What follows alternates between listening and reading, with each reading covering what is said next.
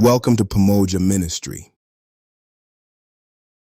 There is a question we left hanging at the end of our last conversation. If God is carrying you, where is He carrying you? Because when you begin looking carefully at Scripture, you discover that God rarely carries His people merely so that they can remain where He found them. He carries them through something because there is often something on the other side. Israel was carried through the wilderness, but the wilderness was not the destination. Joseph was preserved through the pit, slavery, false accusation, and prison, but the prison was not the destination. Elijah was sustained underneath the broom tree, but the broom tree was not the destination. Peter was preserved through failure, but failure was not his destination.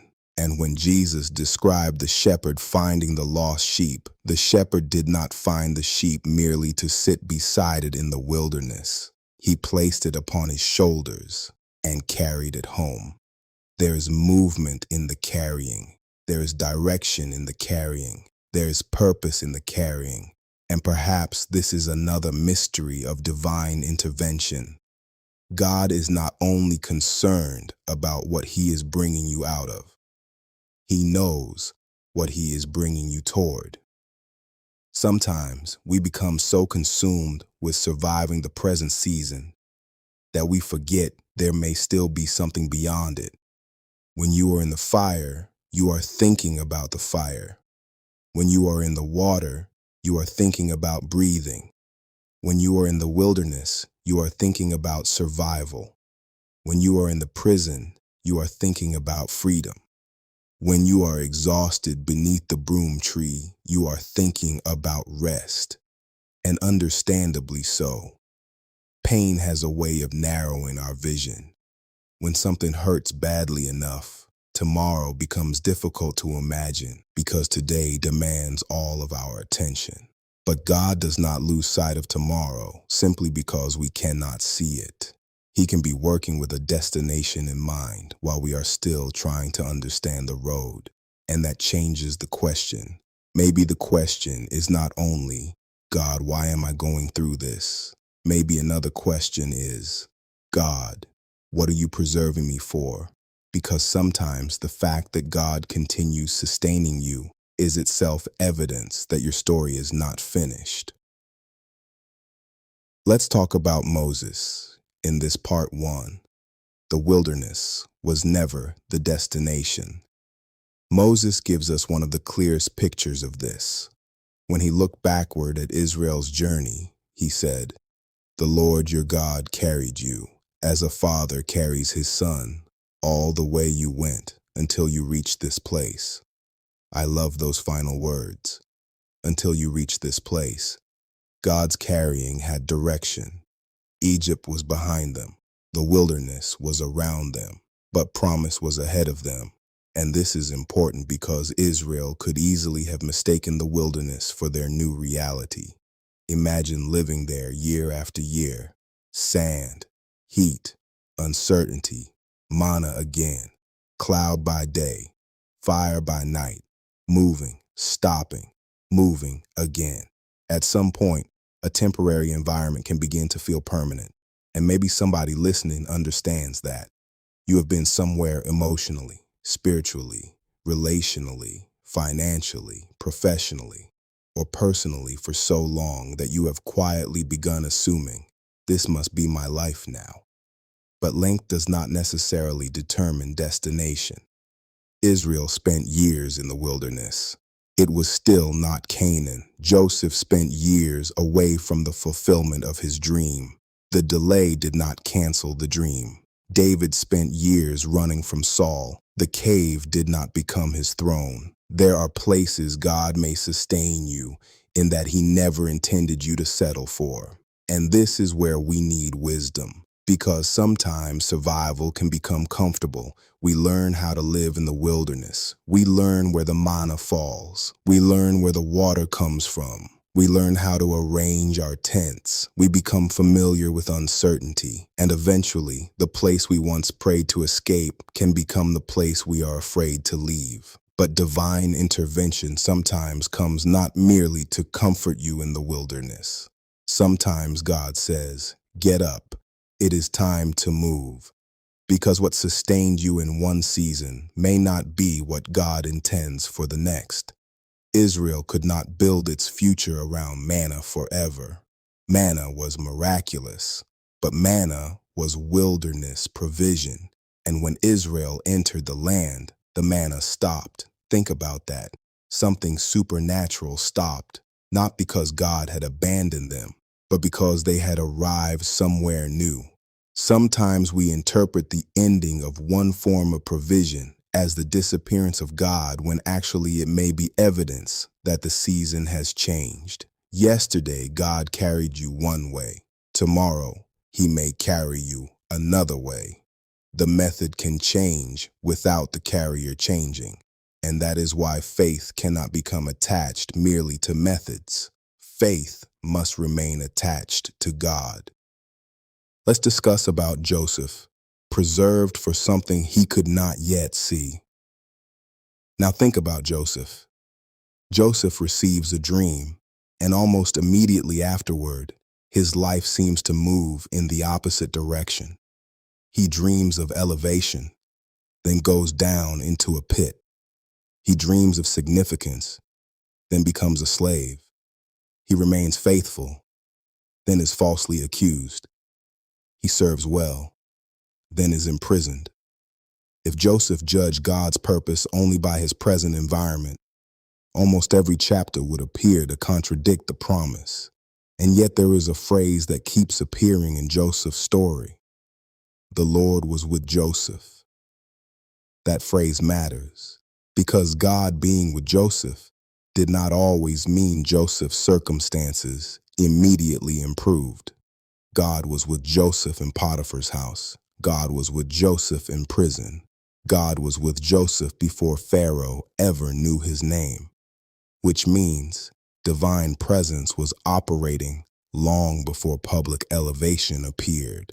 And then suddenly, the chapter changes. Pharaoh dreams. Nobody can interpret it. The cupbearer remembers Joseph. Joseph is summoned, and in what seems like a single day, the prisoner becomes the governor. But Joseph's story is bigger than personal promotion. God was not merely carrying Joseph toward a better position. There was famine coming. There were lives that would need preservation. There was a family through whom God's covenant purposes would continue.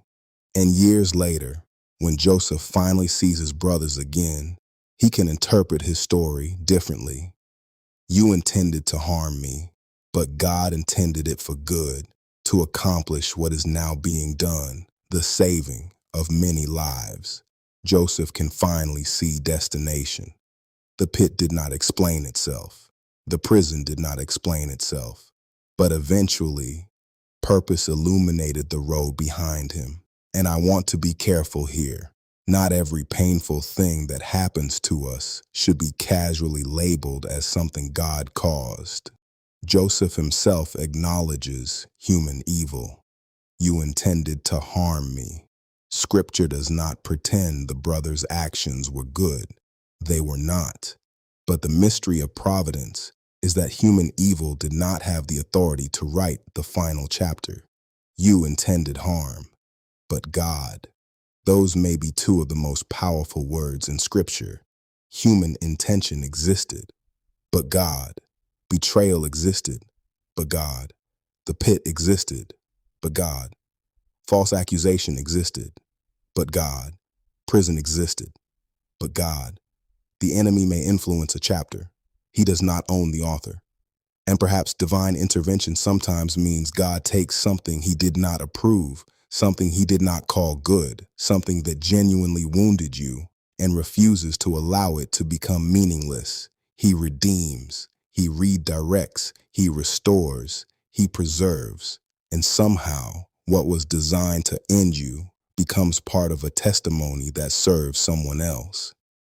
Joseph thought he needed deliverance from prison.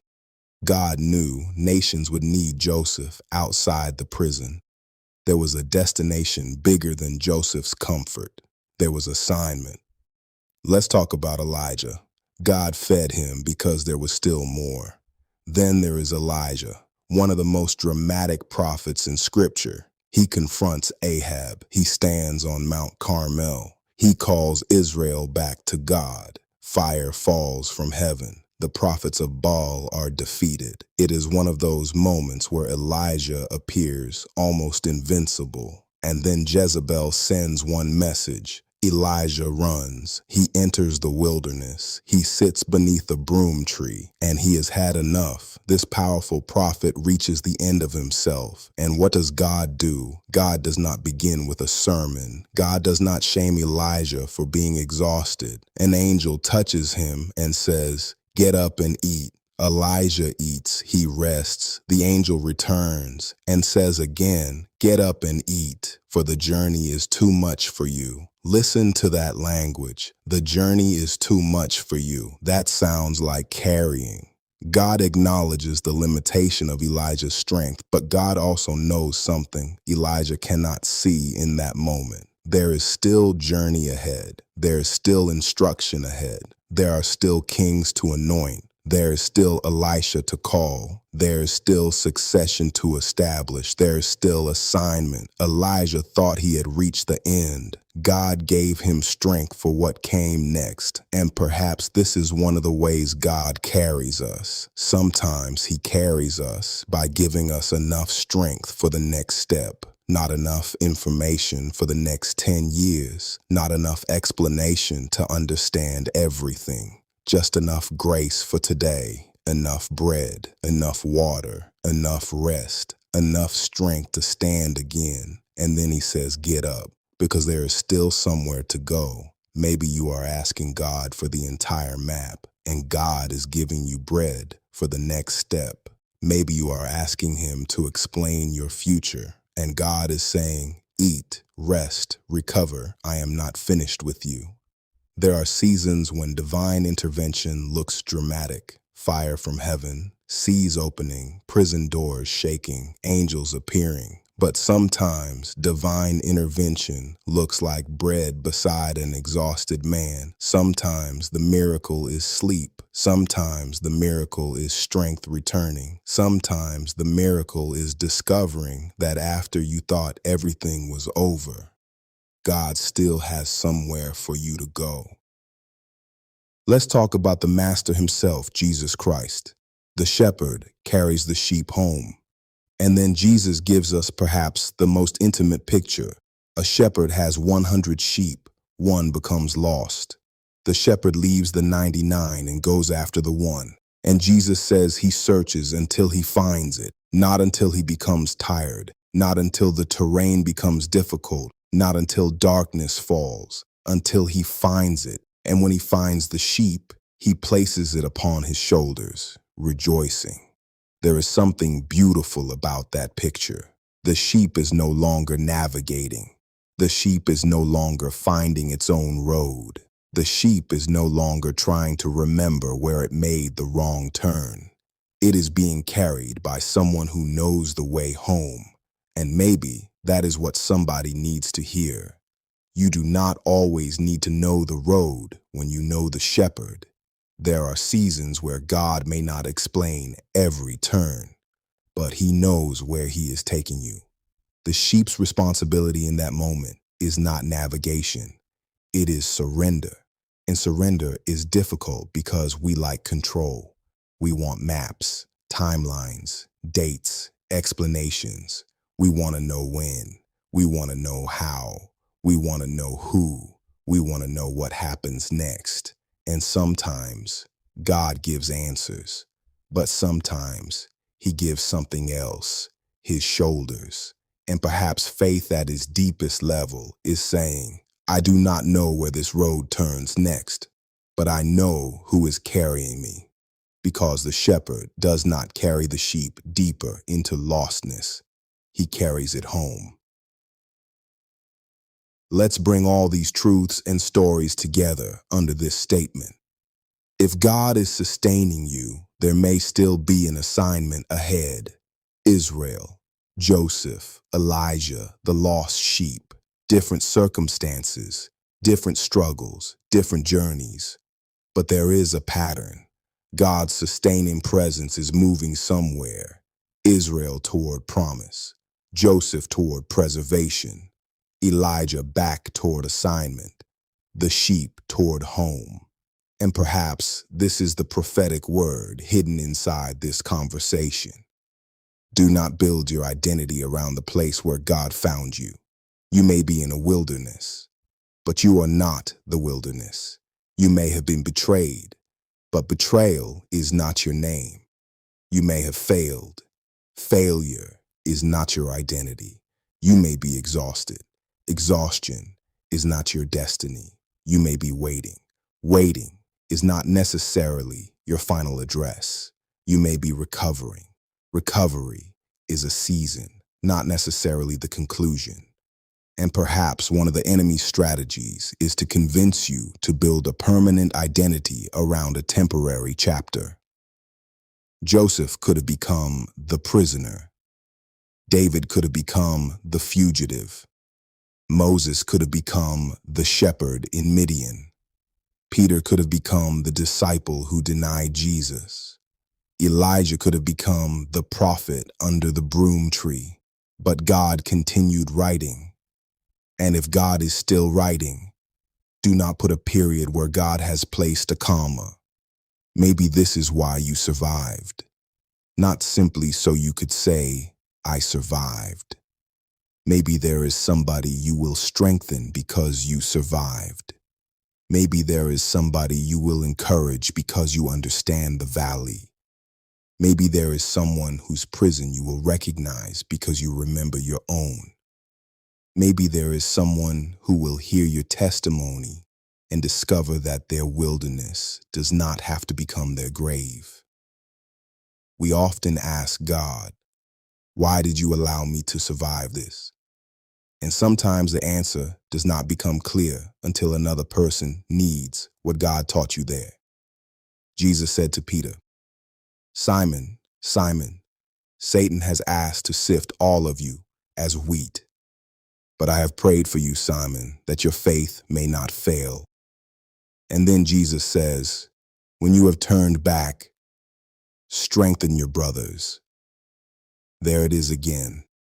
Preservation followed by assignment. Jesus did not merely pray for Peter so Peter could survive Peter's worst night. There were people Peter would strengthen afterward. There was preaching ahead. There was Pentecost ahead. There was leadership ahead. There was ministry ahead. There were people who would encounter Christ through the testimony of a man who once denied knowing him. Peter's failure was real, but it was not final. And maybe yours isn't either. Maybe the fact that God kept you is connected to something you have not seen yet. Maybe the reason the fire did not consume you is because there is still something your life must carry. Maybe the reason the waters did not sweep you away is because there is still somewhere your feet must go. Maybe the reason God sustained you in the wilderness is because the wilderness is not where your story ends. And there is something else I want you to see. Sometimes the fact that something survived is itself a prophecy that God still intends to use it. Look at Moses. Pharaoh had ordered Hebrew baby boys to die, yet Moses survived. At the time, nobody looking at that baby floating in a basket along the Nile could have understood everything attached to his survival. There was a burning bush ahead. There was Pharaoh ahead. There was Passover ahead. There was a Red Sea ahead. There was a nation waiting to be delivered. The baby survived because there was still an assignment attached to the man he would become. Look at David. Saul hunted him. He lived in caves. He moved from place to place. There were moments when David himself said that there was only a step between him and death. Yet David remained. Why? There was still a throne ahead. There were still Psalms ahead. There was still covenant ahead. There was still something God intended to accomplish through his life. Look at Paul, beaten, imprisoned, shipwrecked, stoned and left for dead, threatened, rejected, yet preserved again and again.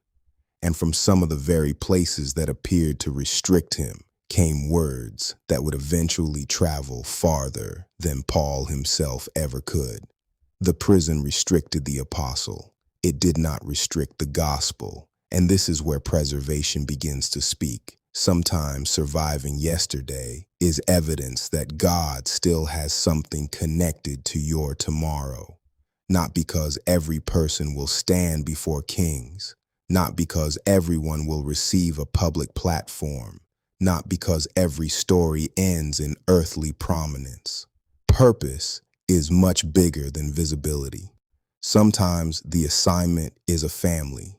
Sometimes the assignment is one child.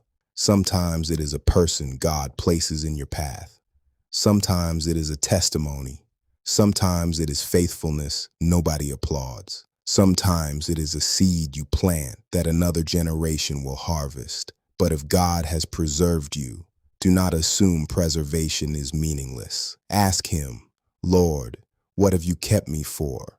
Not with pressure, not with anxiety, not because you must manufacture some enormous destiny, but with surrender. Lord, whatever remains for me to do, let my life belong to you. Because maybe preservation itself is whispering, there is still more. And there is another deception that happens in difficult seasons. When the journey becomes long, we assume the destination must still be far away. But Scripture does not always work that way. Joseph went to sleep one night as a prisoner. By the end of the next chapter, he was standing before Pharaoh. Israel wandered for years, but eventually there came a day when God said, "You have stayed long enough at this mountain." There are seasons of preparation that feel endless until suddenly they are over. There are doors that remain closed for years and then open in a moment. There are prayers that appear to be unanswered until the answer arrives and changes everything.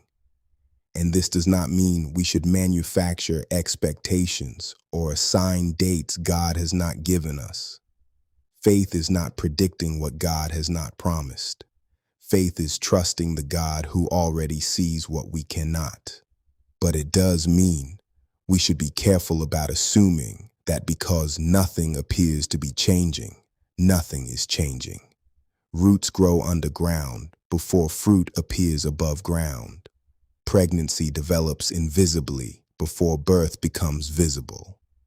Joseph's prison looked unchanged the night before Pharaoh dreamed.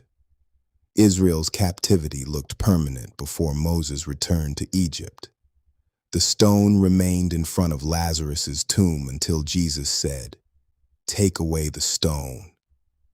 There are moments when years of waiting collide with one moment of divine intervention, and suddenly what looked permanent becomes history. So do not measure God's movement only by visible movement. You may be closer to something than your circumstances are able to tell you. And even if the destination is still far away, the distance does not change the faithfulness of the one carrying you. But perhaps this is the most important part of this conversation, because if we are not careful, even a message about destination can cause us to become obsessed with destination. We begin asking, where am I going? When will I arrive? What is my assignment? What is the promise? What will God give me? What will the next season look like? And suddenly our eyes move from the carrier to the destination. But the deepest gift of divine intervention is not Canaan. It is not the palace. It is not the open door. It is not the promotion. It is not the restoration.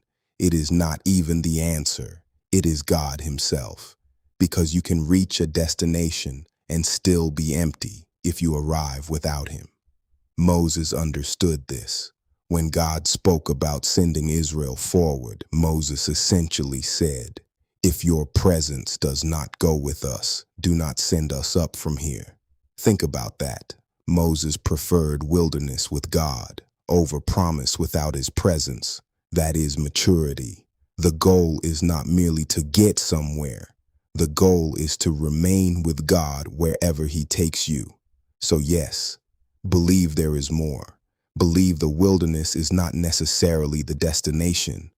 Believe God can redeem the pit. Believe He can restore the exhausted. Believe He can carry the sheep home. Believe preservation may still have purpose attached to it. But above everything else, want Him. If He opens the door, walk with Him. If He closes the door, stay with Him. If He says move, move with Him. If He says wait, wait with Him. If He gives you Canaan, worship Him there. If He gives you manna in the wilderness, worship Him there. Because the destination is never more valuable than the presence that carried you to it. And perhaps that is the safest prayer we can pray. Lord, I trust where you are taking me, but more than where you are taking me, I want you. So maybe today you do not need to understand the entire destination. Maybe you simply need enough faith to say, Father, if you are carrying me, I trust where you are taking me. I trust you when I understand. I trust you when I do not. I trust you when the road is visible. I trust you when the next turn disappears into darkness. I trust you when you open the door, and I trust you when you close one. I trust you when you tell me why, and I trust you when all you give me is enough grace for another day. Because if your arms have carried me this far, I can trust your heart with where you are taking me. And perhaps one day you will arrive somewhere you could not have imagined while you were crying in the wilderness. You will look backward. You will see the pit. You will see the prison. You will see the broom tree. You will see the waters. You will see the fire. You will remember the nights. You will remember the waiting. You will remember the unanswered questions. And perhaps things that made no sense while you were living them will look different from the other side. You will realize God was not carrying me aimlessly. There was purpose in the preservation. There was destination in the sustaining. There was tomorrow hidden inside the grace that kept me alive today. And maybe you will finally understand why God kept whispering through every chapter. Keep going. Keep believing. Keep trusting. Keep walking. And when you cannot walk, let me carry you. Not because the road is easy. Not because everything that happened was good. Not because every painful chapter came directly from my hand, but because none of those chapters possesses enough authority to cancel what I have purposed. The pit does not get the final word. The prison does not get the final word. The wilderness does not get the final word. Failure does not get the final word. Exhaustion does not get the final word. And the enemy does not get the final word. God does. And if God is still writing, do not put a period where God has placed a comma, because God is not finished. But before we close, there is another mystery beginning to emerge. Everything we have explored today involves things we can recognize when we look backward. Israel could remember the wilderness. Joseph could remember the prison. Elijah could remember the broom tree. Peter could remember his failure. We can look backward and identify moments when God sustained us. But what about the moments we cannot remember? Because we never knew they happened. What about the danger you never saw? What about the conversation happening somewhere else while God was already defending you? What about the door God refused to open because He knew what was behind it? What about the road you wanted to travel but something delayed you? What about the plan formed against you that collapsed before it ever reached you? What about the battle heaven fought on your behalf that you never knew existed? Because Scripture reveals something extraordinary. There were moments when God's people were living their lives on one side of the story, while something concerning them was happening somewhere they could not see. Israel was below a mountain, while Balaam was above it, attempting to pronounce a curse over them. They apparently knew nothing about it, but God knew. Elisha's servant looked around and saw an enemy army. He thought they were surrounded. Then God opened his eyes, and he discovered that an army of heaven had already been there. Peter was walking toward the most difficult night of his discipleship without understanding everything happening in the spiritual battle surrounding him. And Jesus told him, "Simon, Simon, Satan has asked to sift all of you as wheat." But then came the intervention. "But I have prayed for you." Before Peter understood the battle, Jesus had already prayed. Before Israel knew somebody wanted to curse them, God had already entered the situation. Before Elisha's servant could see the army was already there. And that raises one of the most mysterious questions of this entire season. How many times has God intervened in your life without you ever knowing you needed intervention? Maybe some of the greatest miracles of your life are miracles you will never be able to testify about because you never knew they happened. And that is exactly where we will continue.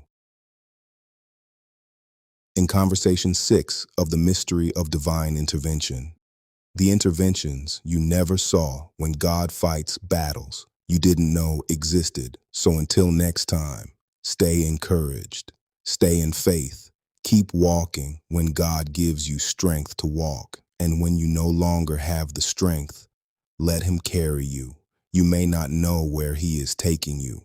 You may not understand why he chose this road. You may not see everything happening around you, but you know the one carrying you. And sometimes that is enough. Stay tuned as we continue our conversation in the mystery of divine intervention. This is Pamoja Ministry. One conversation, one story, one revelation at a time. Until next time, God bless you.